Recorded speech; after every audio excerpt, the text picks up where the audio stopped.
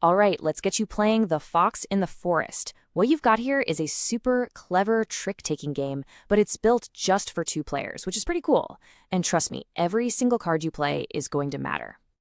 And look, we're going to get you playing this in under 5 minutes. The whole point here is to skip the rulebook and just get right to the game. So, let's do it.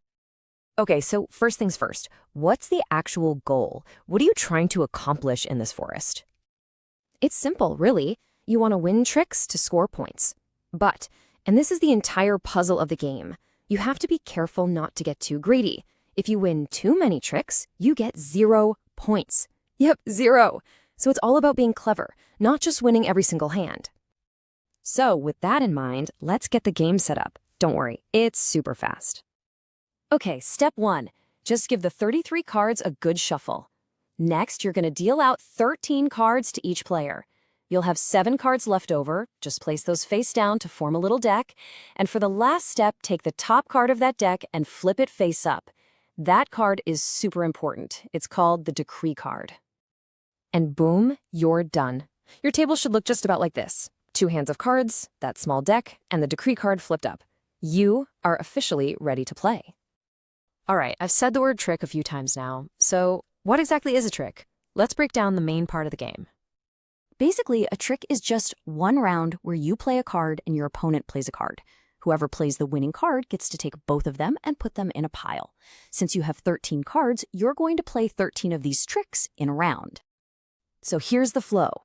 The first player, the leader, plays any card from their hand. Let's say they play a bell. That means bells are now the lead suit. Now you, the second player, have to play a bell if you have one, and whoever played the highest number bell wins the trick. It's that straightforward. But remember that face-up decree card? Well, that's where things get interesting. The suit of that card is the trump suit for the whole round. And trump, well, trump changes all the rules. So here's the most important rule. Any trump card beats any card from the lead suit. Let's say your opponent leads with a high bell, but you don't have any bells. You can play a key if keys of the trump suit. And even if it's a low key, it will still beat that high bell every single time. Okay, now for the really fun part. On top of all this, you've got special cards.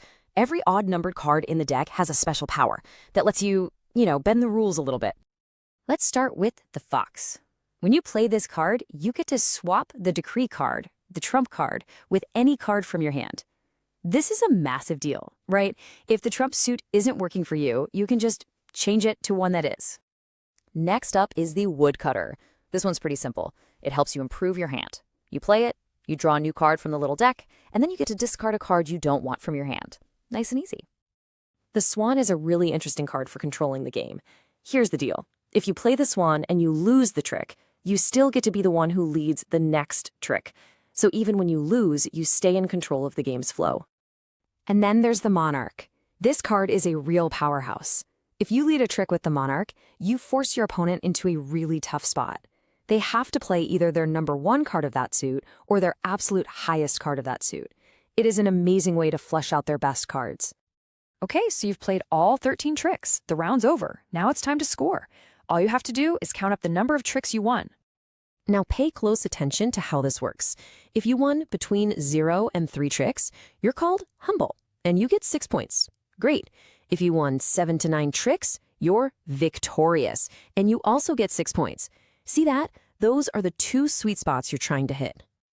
But, and this is the most important part of scoring, if you won 10 or more tricks, you were greedy.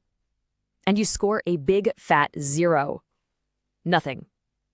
That's the whole game right there, that balancing act of winning, but not winning too much.